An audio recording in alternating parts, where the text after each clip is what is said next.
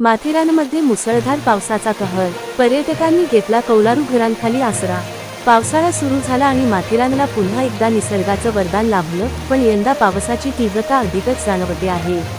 मुसळधार पावसाने माथेरान परिसर अक्षरशः झाकोळून टाकला आहे। गेल्या 24 तासांत माथेरानमध्ये जोरदार व मुसळधार पावसाची नोंद झाली आहे। या पावसामुळे अनेक रस्ते चिखलाने भरले असून काही ठिकाणी वाहतूकही मंदावली आहे।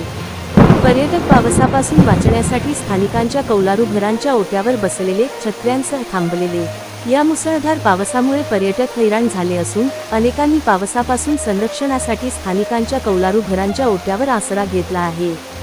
काही घरांमध्ये पर्यटक थांबून पाऊस थांबण्याची वाट पाहताना दिसत आहेत। आम्ही ट्रेक करत होतो, पण अचानक जोरदार पाऊस सुरू झाला।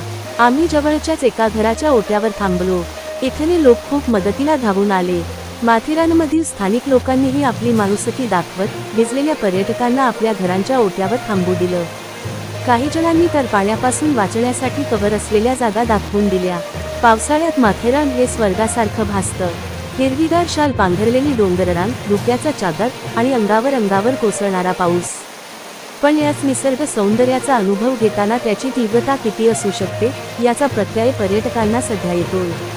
या हवामानामुळे माथेरान परिसर अजूनच सुंदर झाला असला तरी काही अडचणींचाही सामना पर्यटकांना करावा लागतो आहे।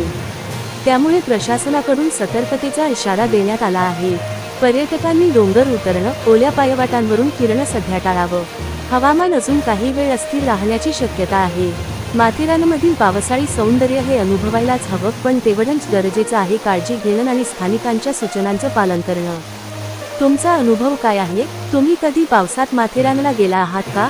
खाली कमेंटमध्ये नक्की सांगा। अति व्हायरल या चॅनलला सबस्क्राईब करा आणि अशाच नैसर्गिक बातम्यांसाठी आमच्या सोबत रहा।